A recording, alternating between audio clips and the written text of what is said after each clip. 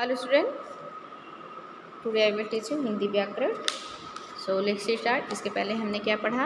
Page number 7 पर ये भाषा, भारतीय संविधान में कितनी भाषाएं स्वीकार की गई हैं? 22। कौन कौन सी मुख्य भाषाएं हैं? भारत विभिन्नताओं का देश है। भारत कैसा देश है? विभिन्नताओं का देश है। स्थानीय भाषा, राष्ट्रभाषा, मातृभाषा, ये पढ़ा गया। अब आगे हम देखते हैं लिपि, स्क्रिप्ट।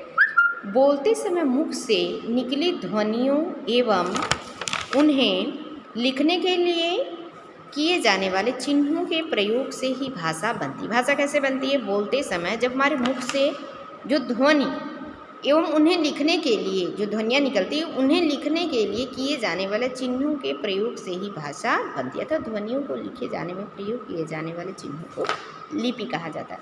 जैसे हमने बोल दिया, लेकिन जब हम लिखते हैं तो उसे लिपि का नाम ही देते हैं ना। जो चिन्ह प्रयोग किया जाता है उसे हम क्या कहते हैं? लिपि कहते हैं। इस तरह से कह सकते हैं कि ध्वनियों को लिखे जाने में प्रयोग किए जाने वाले चिन्हों को ही लिपि कहा जाता है।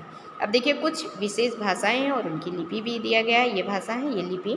हिंदी संस्कृत भाषा हो गया, इसकी लिपि क्या है? दोनों की लिपि एक ही है। देवनागरी उर्दू की क्या है? फारसी। अंग्रेजी की रोमन, पंजाबी की गुरुमुखी और बंगाली भाषा की बांग्ला, अरबी की फारसी। ये हो गई आपकी कुछ मुख्य भाषाओं की मुख्य लिपियाँ। अब आगे हम देखते हैं व्याकरण। व्याकरण किसे कहते हैं? आइए देखते हैं। भाषा का प्रारंभिक स्वरूप मौखिक बोली है। क्या है? भाषा का प्रारंभिक जो स्वरूप है वह मौखिक बोली है, परंतु भाषा को बोलने एवं लिखने के भी नियम होते हैं। भाषा को ऐसा नहीं कि केवल ऐसे ही बोल दिया, उसके बोलने के और लिखने दोनों के ही नियम होते हैं। जिस प्रकार मनुष्य का मस्तिष्क उसके शरीर के समस्त अंगों का भलीभांति संचालन करता है। मस्तिष्क के द्वारा हम सोचते हैं हमें क्या करना है, क्या नहीं करना है। तो सारा जो है कि हमें इंडिकेट कौन करता है? मस्तिष्क ही हमें बताता है। मस्तिष्क के द्वारा ही हम मस्तिष्क ही संचालन करता है ना। उसी प्रकार से बताया गया है। ठीक उसी प्रकार व्याकरण द्वारा सुव्यवस्थित भाषा का निर्माण होता है। सुव्यवस्थित, अच्छी प्रकार से व्यवस्थित करना, क्रम से करना। ऐसा नहीं कि कर्ता पहले रख दिए, क्रिया रख दिए, कर्ता तो रहेगा, क्रिया पहले रख दिया गया, फिर कर्ता, फिर कर्म, इस तरह से। तो वो क्या होगा? वह अव्यवस्थित हो जाएगा। इसका मतलब आपको व्याकरण का ज्ञान नहीं। भाषा को जानना अलग बात है और उसे शुद्ध बनाना, व्यवस्थित बनाना अलग है, जो कि व्याकरण के द्वारा संभव है। तो नेक्स्ट, अनुपयुक्त शब्दों के प्रयोग से कभी कभी भाषा हास्यास्पद लगने लगती। अनुपयुक्त, जैसे आप कोई वाक्य बोलते हैं, मैं खाता हूँ, ठीक है, आप बोल दिए, या मैं खाता हूँ, मैंने खाता हूँ, तो क्या हो गया कि आपको लगा नहीं ये वाक्य तो अशुद्ध मेरे द्वारा ही बोला जाए, लेकिन इस प्रकार से नहीं बोला जाए। और कभी कभी ऐसे वाक्य हम बोल भी जाते हैं कि जो कि अपने आप से ही हंसी के पात्र हो जाते हैं। तो इसलिए भाषा का ज्ञान बहुत ही आवश्यक है कि उसमें व्याकरण का भी ज्ञान रहे, व्याकरण का भी सबको नॉलेज रहे।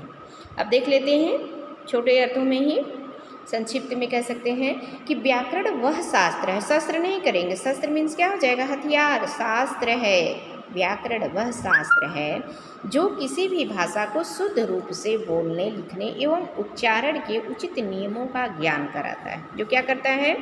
किसी भी, कोई भी भाषा हो, इंग्लिश हो, अंग्रेजी, आपका अंग्रेजी हो, हिंदी हो, पंजाबी हो, फारसी, उर्दू, जो भी हो, लेकिन सभी भाषा को शुद्ध रूप से बोलने, लिखने और उच्चारण के उचित नियमों का ज्ञान कराता है। कौन? व्याकरण। इंग्लिश में भी देख लो, आप पढ़ते हो तो आपको ये नहीं पता कि आपका सब्जेक्ट कौन है, ऑब्जेक्ट कौन है, तो क्या आप शुद्ध कर सकते हो? नहीं। ये तो सब हमें कैसे ज्ञान होता है? व्याकरण, वही हम ग्रामर पढ़ते हैं, उसमें बिना व्याकरण के, बिना ग्रामर के जाने हम क्या सेंटेंस बना सकते हैं? ट्रांसलेशन कर सकते हो? नहीं।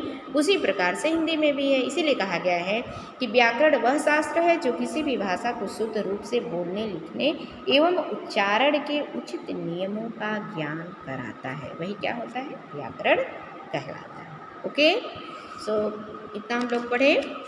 आप लोग इसे अच्छी तरह से रिवाइज करेंगे, क्योंकि देखिए सारी जो भाषा यहाँ कुछ मुख्य दी गई हैं, इनकी ये लिपि पूछी जाती है इस तरह की, इसकी कौन सी लिपि हो गई, फिर भाषा में व्याकरण का क्या स्थान है, इसे अच्छी तरह से रिवाइज करें, लर्न करें।